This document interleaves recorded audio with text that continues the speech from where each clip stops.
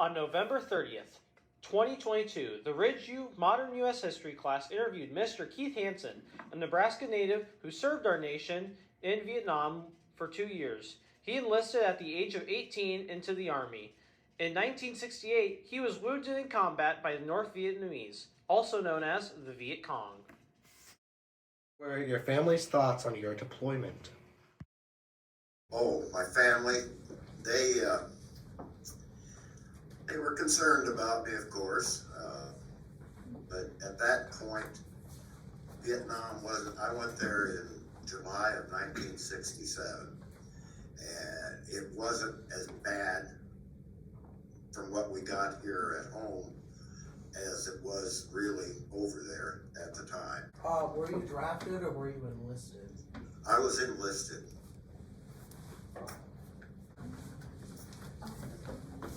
What do you recall thinking as you were getting ready to be sent over to Vietnam? Well, I was concerned about what it would be like and worried about the fact that I might not come back, I guess. Other than that, I had no idea how hot and humid it was over there. It took me about 4 days to be able to sleep over there because it was so hot at night that you couldn't even fall asleep, just lay there and sweat. Hi, can you please describe your daily or weekly routine while stationed in Vietnam? Well, my daily routine was being in the infantry. We were out in the jungle and the rice paddies. Sometimes would go into villages. We had no idea what was waiting for us. The jungle was so thick you had to take a machete and cut your way through it. And there would be like 4 columns of men in a company, which is the size that we traveled in, about 220 men. And in those columns, the front man was called the point man, and he was cutting through the jungle while everyone behind him was trying to protect him and keep alive. What were some of the more difficult things about being involved in a war that spanned nearly 20 years? There was, you were on your feet all day long, except they'd take like a half hour at lunchtime off. And when your day was near an end, let's say around 5, you would stop. You'd have to dig a foxhole for the night, go out, cut the jungle for fire lanes to be able to see what was coming at you, and you would be able to defend your position. Those foxholes were reinforced with sandbags, which we dumped out every morning and filled up every night and stacked them around the foxholes so that we were in a position, and had some trees cut and put them over the top of the foxholes so you had somewhat of overhead cover. But other than that, not very much. Can you please describe both your living conditions while there as well as local people's living conditions? Okay. Local people's living conditions were below poverty, almost starvation. He said the locals lived in little huts made of corrugated metal with thatched roofs. He went on to say, Our living conditions when we were in base camp, we were in a tent that held probably 10 guys, 10 beds. The sides were rolled up on them so that the air could get through them, or they'd have been way too hot to sleep. And of course, in base we had a mess tent where we went to eat our meals. And in the field we ate sea rations, which I wouldn't recommend to anyone. What can you tell me about the rationed food that you were given? Well, it was canned food. Everything was pretty much canned. It would be like ham and eggs chopped, or beans and weenies in a can. It was cold most of the time, unless we were at a point where we could light a fire of some sort and heat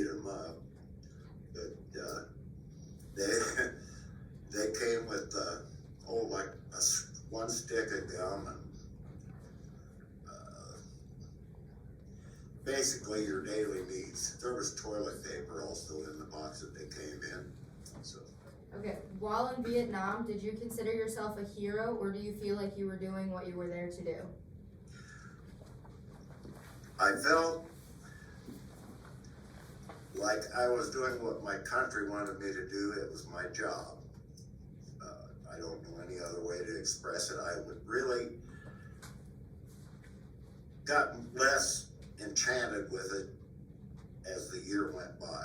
Just, you didn't really believe in what we were doing in the last 4 months or so, you know. You just looked at it like, this is unwinnable the way we're doing it. There's no way that you could keep up with the situation. And North Vietnam was sending their troops down on the Ho Chi Minh Trail and into Cambodia. And there was just getting to be more and more and more of them up until, and in January of '68, the Tet Offensive started because they had so many people piled up. They really thought they could take us on. That didn't work out well for them. We found his words about heroism humbling, considering we learned he had been wounded during the Vietnam War. Can you describe being under attack and how it led to your injuries? When the bullets are flying and things are coming at you, when I was wounded, what they do with a mortar, which is like a small artillery grenade that is launched from 500 or 600 yards away, is they'll start shooting it, and then each time after they move it, shoot it, they lower it a little bit so that it goes a little farther the next time and a little farther the next time. And I was on what they call an observation post, which is out in front of the fire support base, which is an artillery support unit, close to the Cambodian border. And I heard a mortar start firing out in the jungle. It just kind of, the sound is like woof, woof, woof when they start firing. And I told the two new guys that was there with me, they were brand new, just came in that morning.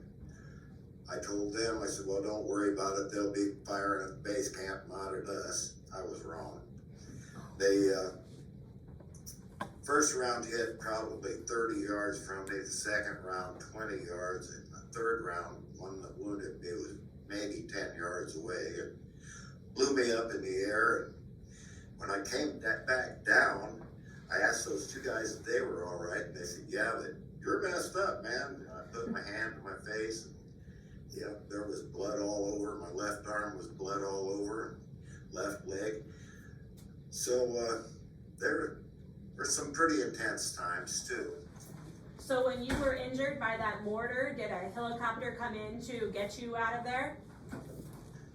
Actually, that's a little different story because they had what they called dust-offs with helicopters, but I was bleeding, but not bleeding real bad, and there was a colonel that had flown out in one of the little bubble helicopters that was from the base camp where I was stationed at, that had a seat, and he said, well, I'll just take you to the battalion aid station so you don't have to, which I was fine with that. And we got up in this helicopter, and he just kind of, just above the tree level, just kind of stood it on its nose and went flying treetop level across the jungle. And I kind of poked him on the shoulder and pointed up because I thought we should be a lot higher.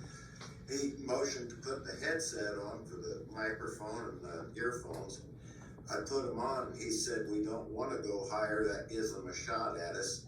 Staying this low, we just were gone before they realized we're here, which made sense after he said it, and that is the way we flew all the way back, was right at treetop level.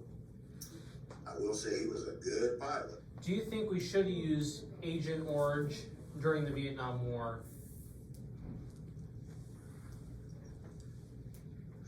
That's a hard question to answer, but being there, I would say it was probably a good thing in the long run. Had they known that what the side effects were going to be, then I would say no. But at the time, it probably saved a lot of our lives because it opened up all the hiding places. We will be learning about some Americans' harsh treatment towards Vietnam War veterans in class. Did you or any people you fought with experience mistreatment or backlash for being a Vietnam War veteran? Yes, I did, but not in Nebraska or Iowa. When I was on my way back, I was, of course, in uniform, wearing what we call khakis, which is a kind of a tan color. And I had an infantry robe on my shoulder and my medals on my chest. And there was a little, I think they called them moonies. They kind of wore a toga in the bathroom at San Francisco International Airport. Came up and he said to me, "You're a well-decorated soldier. How many babies did you kill to get all that medal?" Our teacher had prepared us ahead of time to know that many returning veterans faced hard backlash from the American public. We don't feel veterans deserve such poor treatment. How did your service impact your life moving forward? Well, I have PTSD, which is basically a form of depression, shell shock they used to call it. But I don't think it's affected my life that much. I had plenty of nightmares when I first came back, but they kind of dwindled over the years. I had taken medication for it, so I would say my life was pretty much normal. Being a war veteran affected your outlook on war in general, and if so, how?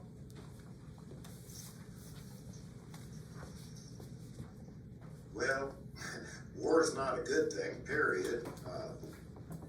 The Gulf War and Iraq affected me in the fact that I thought I should get over helping, but I was a little old for that. Thank you, Mr. Keith Hansen, for sharing your experiences with the Ridgeview High School's Modern U.S. History class.